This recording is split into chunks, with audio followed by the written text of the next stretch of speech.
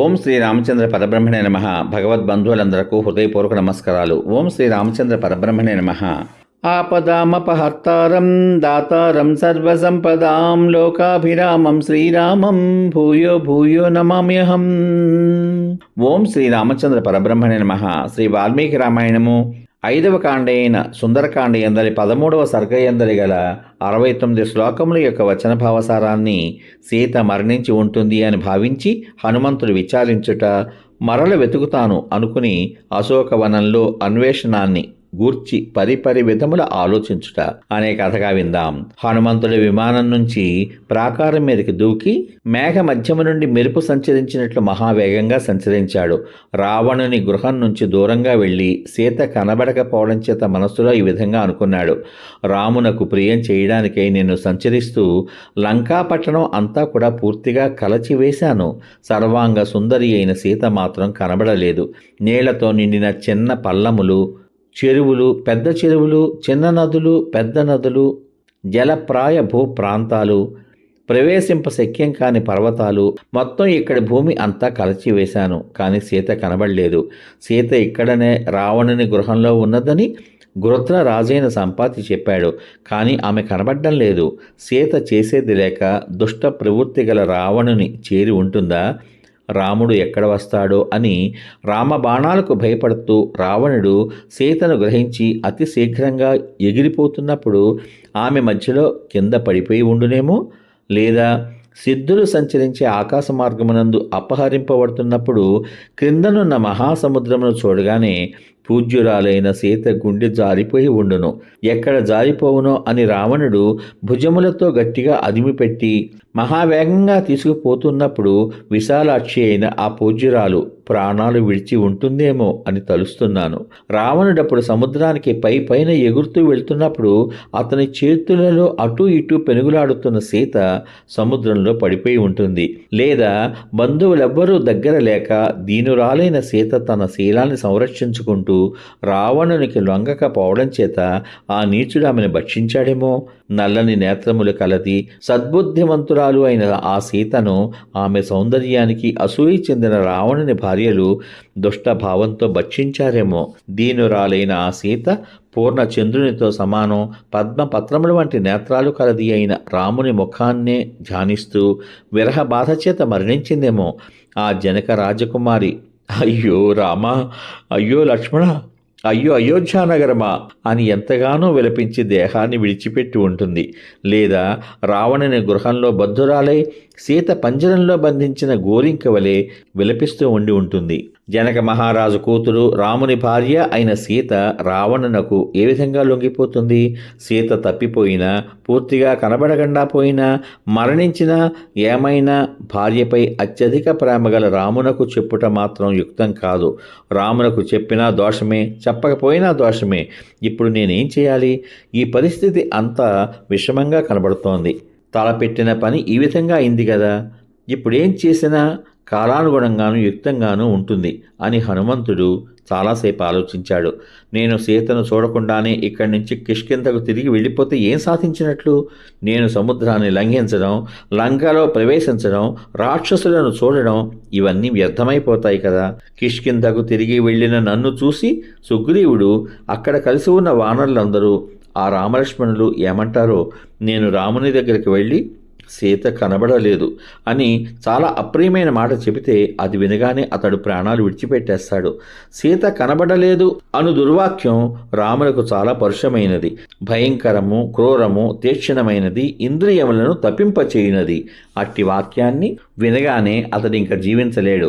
కష్టాలలో చిక్కుకున్న రాముడు మరణోన్ముఖుడై ఉండడం చూడగానే అతని యందు చాలా ప్రేమగలవాడు, మేధావి అయిన లక్ష్మణుడు కూడా జీవించడు. రామలక్ష్మణుల మరణ వార్త వినగానే భరతుడు మరణిస్తాడు. భరతుడు మరణించడం చూసి శత్రుఘ్నుడు కూడా మరణిస్తాడు. పుత్రులందరూ మరణించడం చూసి తల్లులైన కౌసల్య, సుమిత్ర, కైకేయులు కూడా ప్రాణాలు విడిచిపెట్టేస్తారు. కృతజ్ఞుడు, సత్యసంధుడు అయిన వానరరాజు సుగ్రీవుడు ఆ విధంగా రాముడు మరణించడం చూసి తాను కూడా ప్రాణాలు విడిచిపెట్టేస్తాడు. భర్త అయిన సుగ్రీవుడు మరణించగానే రుమ, దుఃఖ పీడితురాలై కలత చెందిన మనస్సుతో వ్యధ చెంది దీనురాలై ఆనందం లేక జాలి పడవలసిన స్థితిలో ప్రాణాలు విడిచిపెట్టేస్తుంది. ముందుగానే వాలి మరణం వలన కలిగిన దుఃఖం పీడిస్తూ ఉండగా శోకం చేత కృషింపబడిన తార సుగ్రీవుడు కూడా మరణిస్తే తాను కూడా మరణిస్తుంది. తల్లిదండ్రులు మరణించి సుగ్రీవునకు కూడా అంత ఆపద వచ్చిన పిదప కుమారుడైన అంగదుడు మాత్రం ఏ విధంగా జీవిస్తాడు? వానరులందరూ తమ ప్రభువునకు కలిగిన దుఃఖాన్ని భరించలేక అరచేతులతోనూ పిడికిళ్లతోనూ తమ తలలు బాదుకుంటారు. మంచి మాటలు చెబుతూ పారితోషికాలు ఇచ్చి గౌరవించే సుగ్రీవుని చేత లాలన చేయబడిన వానరులు అతడు మరణించగానే ప్రాణాలు విడవగలరు. ఇటుపైన వానరులందరూ కలిసి వెనకటి వలె వనములందు గాని పర్వతములపైన గాని గృహాదులందు గాని క్రీడా సుఖము అనుభవించరు. వానరులందరూ ప్రభువునకు కలిగిన దుఃఖం చేత పీడింపబడిన వారై భార్యాపుత్రులతోనూ ఇతర సహచరులతోనూ కలిసి పర్వత శిఖరంపై నుండి సమ ప్రదేశములందునూ విషమ ప్రదేశములందునూ దుమికి మరణించగలరు. వానరులు విషము తిని గాని ఉరి పోసుకుని గాని అగ్నిలో ప్రవేశించి గాని ఉపవాసం చేసి గాని ఆయుధములతో పొడుచుకుని గాని ప్రాణాలు విడవగలరు. నేను తిరిగి వెళ్తే ఇక్ష్వాకు కులమే నశించిపోతుంది. వానరులందరూ నశించిపోతారు. ఈ విధంగా భయంకరమైన ఏడ్పు సంభవిస్తుంది. నేను ఇక్కడనే ఉండి కిష్కింధకు వెళ్ళను. సీత వార్త తెలియకుండా నేను సుగ్రీవుని చూడడానికి కూడా శక్యం కాదు. నేను వెళ్ళకుండా ఇక్కడే ఉండిపోతే ధర్మాత్ములు మహారథులు అయిన ఆ రామలక్ష్మణులు, మానవంతులైన వానరులు, హనుమంతుడు వస్తాడు, శుభవార్త తెస్తాడు అనే ఆశతో జీవించి ఉంటారు. సీత కనబడకపోతే నేను నియమాన్ని పాటిస్తూ వృక్ష మూలమునందు నివసిస్తూ చేతిలో పడిన దానిని గ్రహిస్తూ నోటికి అందిందాన్ని తింటూ దుంపలు ఫలములు ఉదకము సమృద్ధిగా ఉన్న జలప్రాయ ప్రదేశమునందు వానప్రస్థ జీవితాన్ని గడిపేస్తాను. లేదా చితిని ఏర్పరచుకుని ప్రజ్వలిస్తున్న అగ్నిలో ప్రవేశించేదను. లేదా అనశన వ్రతమును అవలంబించి కూర్చున్న నా శరీరాన్ని కాకులు క్రూర జంతువులు తినివేయగలవు.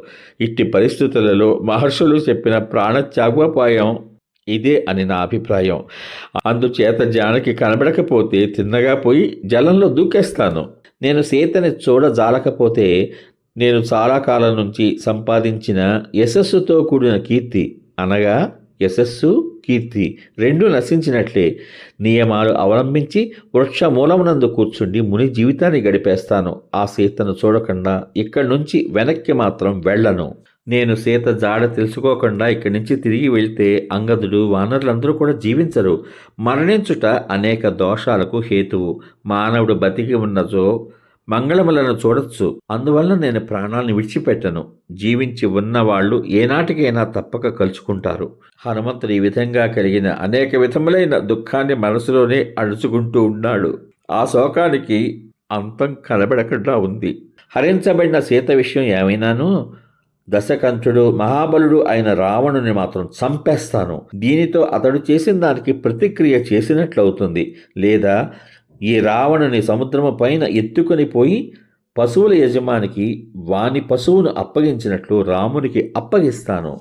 హనుమంతుడు సీత కనబడకపోవడం చేత ఈ విధంగా చింతిస్తూ అనేక విధములైన ఆలోచనలు శోకము మనస్సుని బాధిస్తూ ఉండగా మరల ఈ విధంగా అనుకున్నాడు. రాముని భార్య యశస్శాలిని అయిన సీత కనబడేంత వరకు నేను ఈ లంకా పట్టణాన్ని మాటి మాటికి వెతుకుతాను.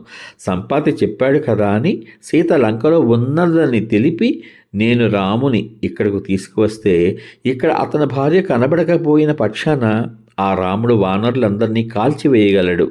ఆహార నియమాన్ని పాటిస్తూ ఇంద్రియములను నిగ్రహించుకొని ఇక్కడే నివసిస్తాను. రామాది నరులు అంగద సుగ్రీవాది వానరులు నా మూలంగా నశించకుండుదురుగాక. పెద్ద పెద్ద వృక్షములతో అశోకం ఎదురుకుండా కనబడుతోంది. నేను ఈ వనంలో వెతకలేదు, అందుచేత దానిలో కూడా వెళ్తాను. వసువులకు, రుద్రులకు, ఆదిత్యులకు, అశ్వినీ దేవతలకు, మరుత్తులకు నమస్కరించి రాక్షసుల దుఃఖాన్ని వృద్ధి పొందించడానికై ఈ వనంలో ప్రవేశిస్తాను. రాక్షసులనందరినీ జయించి తపోధనునకు సిద్ధిని అందించినట్లు ఇక్ష్వాకు కులానందవర్ధిని అయిన సీతను రాముని వద్దకు చేరుస్తాను. మహా తేజస్శాలి వాయునందనుడు అయిన హనుమంతుడు చింత చేత దుర్బలములైపోయిన ఇంద్రియములు కలవాడై క్షణకాలం పాటు ఆలోచించి అశోకవన ప్రవేశోద్యుక్తుడై లేచాడు. లక్ష్మణ సమేతుడైన రామునకు, జనకుని పుత్రి అయిన సీతాదేవికి నమస్కారం. రుద్రునకు, ఇంద్రునకు, యమునకు, వాయుదేవునకు నమస్కారం, చంద్రునకు, సూర్యునకు, మరుద్గణములకు నమస్కారం. ఈ విధంగా హనుమంతుడు రామాదులకు, సుగ్రీవునకు నమస్కరించి ఒక్కసారి అన్ని దిక్కుల వైపు చూసి అశోకవనం వైపు వెళ్ళాడు. వాయుపుత్రుడైన హనుమంతుడు ముందుగానే మనస ఆ అశోకవనాన్ని ప్రవేశించి ఆ తర్వాత చేయవలసిన పని గురించి ఆలోచించాడు. అశోకవనం రాక్షసులతో నిండినదై, వృక్షములతో వ్యాకులమై, అన్ని విధములైన సంస్కారాల చేత సంస్కృతమై పుణ్యప్రదంగా ఉండి ఉంటుంది. ఈ ఉద్యాన వనమునందు రక్షక భటులు నియమితులై తప్పక వృక్షాల్ని రక్షిస్తూ ఉంటారు. సర్వాంతర్యామి పూజ్యుడు అయిన వాయుదేవుడు కూడా తీవ్రత్వం లేకుండా వీస్తున్నాడు. రాముని కార్యం సిద్ధించడానికి, రావణుని కంటపడకుండా ఉండడానికి నేను నా శరీరాన్ని చాలా చిన్నదిగా చేసుకున్నాను. ఋషి గణాలు, దేవతలు నాకు ఇక్కడ కార్యసిద్ధిని ఇచ్చెదరుగాక. స్వయంగా జన్మించినవాడు, మహాబలశాలి అయిన బ్రహ్మదేవుడు, దేవతలు, అగ్ని, వాయువు, వజ్రధారి అయిన దేవేంద్రుడు, పాశమును ధరించిన వరుణుడు, చంద్రసూర్యులు, మహాత్ములైన అశ్విని దేవతలు, మరుతులు, శివుడు నాకు కార్యసిద్ధిని ఇచ్చెదరుగాక.